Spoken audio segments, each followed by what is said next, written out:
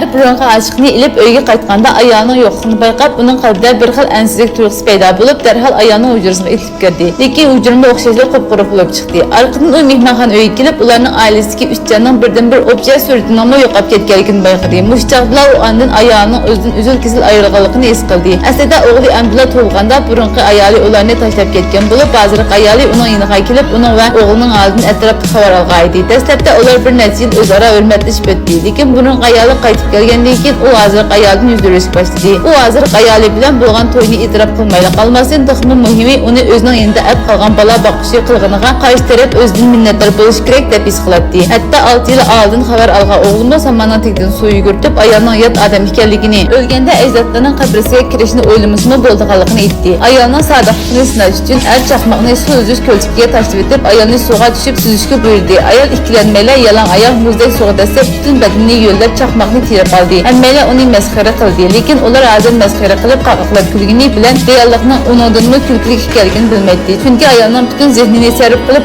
eri va o'g'lining holidan xabar olishi amaliyotda ularning qanchalik yaxshi ko'rganligini emas, balki xislatli tiyobga bergan va'dasini amalga oshirishi edi. Aslida 6 yil ilgari ayolning bo'g'isi erining hayoti xavf ichida qolgan bo'lib, bir peshqadam xislatli tiyib uni go'r og'zini qaytirib kelgan edi. Javob qaytirish sifatida u ayol Sisi guruhining bosh direktori Shin Qaychan va uning o'g'li Shin Jiyinning yoniga kelib, ularning holidan 6 yil xabar olgan edi. 6 yil to'shaydab qolganda bosh direktor izchil ko'ngilda chiqarilmagan burunqi ayolni uyga qaytirib keldi. Ularning endi odam yo'qdeklar yaqinchilik qilishlariga qarab, ayol xafa bo'lmayla qolmay, yana oshxonaga borib, ularga tamoq etib bermoqchi bo'ldi. O'ylamgan yerdan ilgari ayol bo'ldi qilmay, oshxonaga kirib, fursatdan foydalanib, qaynoq suvni ayolning usti beshiga chechib etdi. Ovozni anglab bosh direktor darhol yetib kelganda, ilgari ayol oqqan nit ustidan qilib, ayolning o'ziga hasad qilgachqa, shunga ochiqlanganligini aytdi. Xotirjam bo'ling.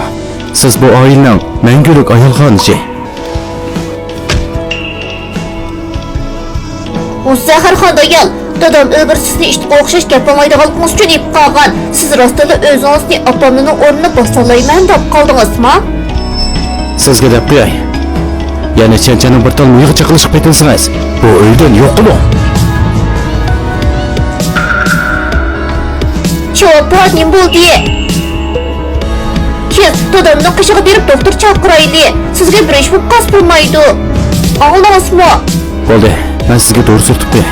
Men kechini kecha demay, kunduzni kunduz demay, bu oiladan to'g'ri 6 yil xabar oldim.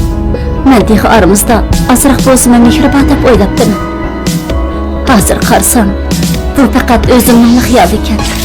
4 yil qoldi, yana chiday. Mening sirtqi chiqadigan ishim bor. Jinji bilan chanchani oldin obdan xabar oling. Tununkida kishining yuz berishini xohlamayman. Maqdan.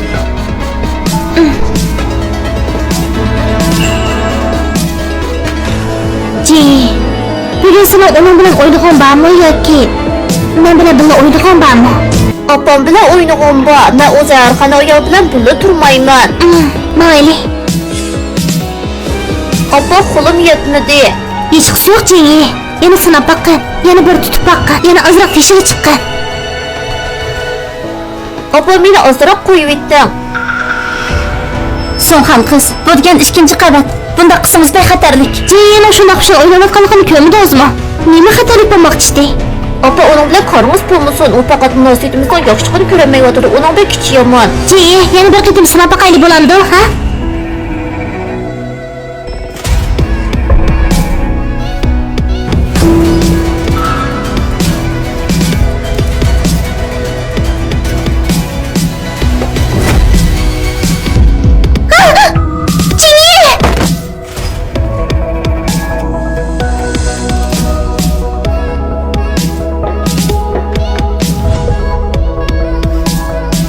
Jingi.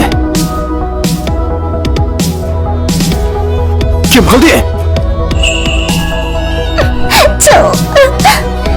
Chavxon qiz Jingining men bilan o'ynaganligiga hasad qildim bilmadim. Tashrif bilan Jingini 2-qavatdan tashlab etdi. Men eski ayirman qaytib kelgan bo'lsam, Jingimi bu holatga tushib qolmagan bo'ladi. Men qilmadim.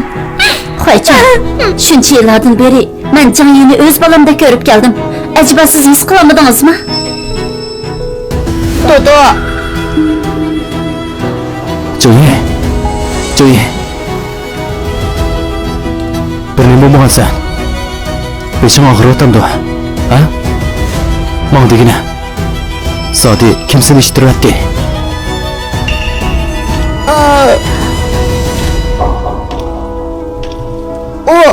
O meni tashlabdi. Texi meni berib o'l dedi. Men emas. Jinni, nima yolg'on so'zlaysan? Opa, ben qo'rqib ketdim. Jinni qo'rqmagan. Men bor. Jinni qo'rqmagan. Chavxon qiz, menga ushqin so'z ochig'ingizni mendan olsiz bo'lmamdi. Nima jinniga qo'rqsansiz? Jinni orani 6 yoshga ko'rdi. Agar jinniga bir ish bo'lib qolsa, men yashamayman. Shinjang, ko'zimga qarab turib aytqana. Seni zodi kim tashlatdi? Bo'ldi qilamsiz Shoyishon.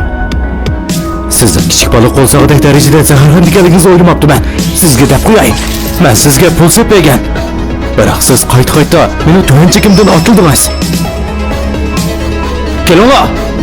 Uni ambarga so'rab qo'yinglar. Xatolig'im to'nimsa chiqishga ruxsat yo'q. Shinxayjon, men sizga men emas dedim. Menga bir qatim ishlab baqsangiz bo'lmamdi. Bo'ldi.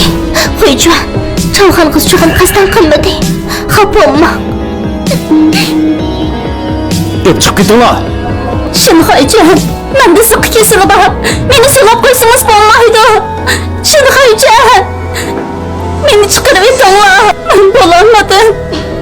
Meni chiqarib yetinglar. Men faqat bo'lolmadim.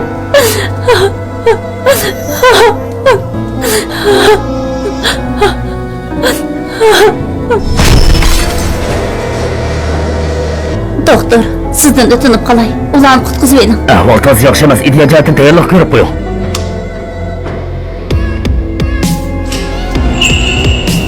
Obdan bolam. Men ular ikkisini qutqiza olayman.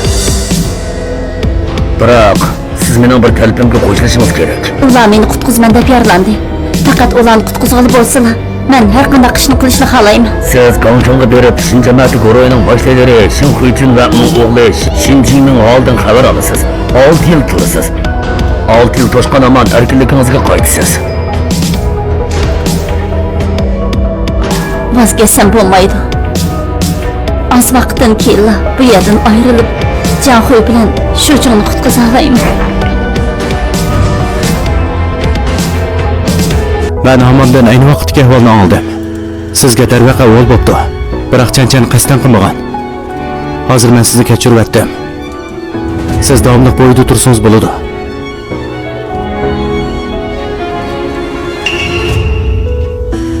Nimaga kulsiz?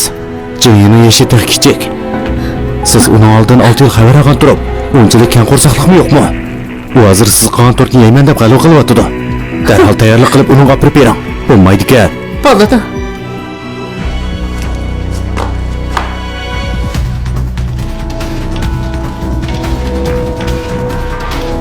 Faqat 3 kun qoldi. Har kuni 3 kun, 4 kun deb siz zaten nima deb yurisiz? Hech nima. Men berib tort yasay.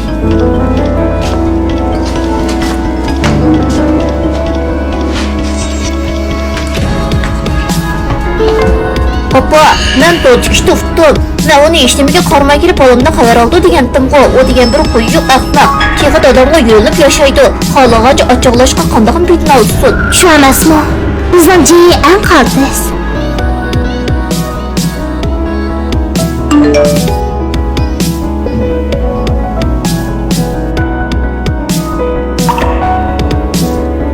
Necha kundan beri Shinxayjon bilan Shinjangning holidan xabar olaman deb o'zimning tug'ilgan kunimni unutib qoldim. Gongchong mehmon saroyining 5-qavatiga maslikni ish to'g'risi akilib bering. Qarg'anda bugungi tug'ilgan kunimni o'tkazgili bo'lmoqda.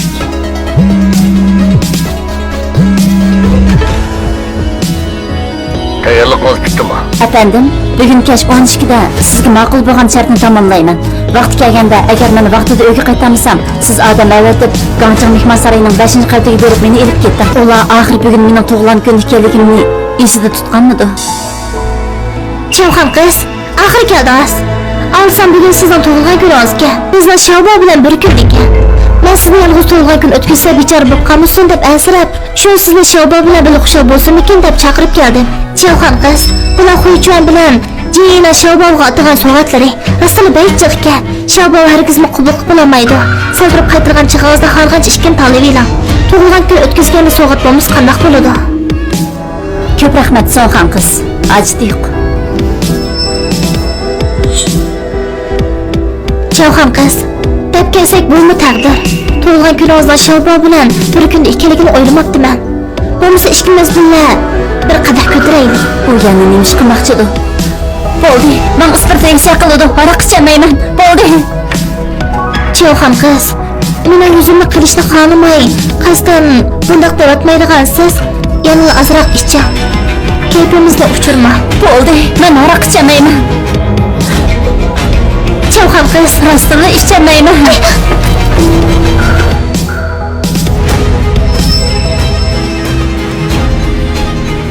So'xan qiz. Men sizni yolg'iz tug'ilgan kun o'tkazib g'iribsinib qolmasanda, sizni Şabo bilan bir xushal bo'lsin deb chaqirib kelsam, siz buni eshitmasangiz qanday bo'ladi? Chinchi.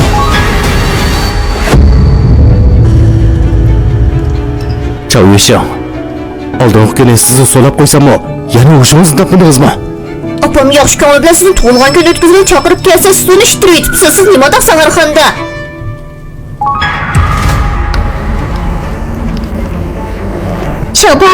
Şabo ne bo'ldi? U harfni asli qo'ychanda Chevshoning menga zahar solganda tuyg'uga kelish uchun tayyorlagan. O'ylamabdiman. Şabo! Nima bo'ldi? Şabo o'libdi. Siz Şabo'ga sengash qildingiz. Bu yerda nima ish yuz berdi? Xizmatkor So'xan qizning ustini zaharlab o'ldirayotganda qiladi. Chavyeshang, baxan siri zaharxanda bo'lib ketibsiz. Hatta sizmi meni qildi deb gumonlanmoqdamsiz? Siz bo'lmasangiz yana kim bo'lmoqchi? Boyam opam sizga aroq tutgandan siz ishga ketinamadingiz. Natijada Şabo bir yutum ichib o'lib qoldi. Mana isparat shu siz zaharlab o'ldirmoqchi bo'lgan odamlar. Şabo! Men senga ish qildim. Menimcha jonga jon to'lash kerak. Uni qabalga solib qo'yib bo'lmasa, hech bo'lmaganda uni urib, miyib qilib uni o'tdan esida saqlaydigan qilib qo'yish kerak. Bundoq askarlar tuga qulayya. Chavyeshang, siz hozirgacha xatolig'ingizni tunishni xohlamamsiz? Dedim-ku, men qilmadim. Nima ish qilmoqni ishonmaysizlar? Ish bugun kuni kelganda yana xatolig'ingizni tunmabsiz. Kelinglar. Oila nizomi qo'lmas. Chinchi.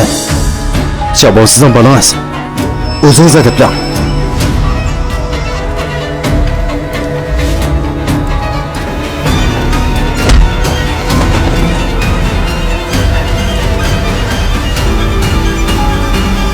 Yana 5 minut qoldi.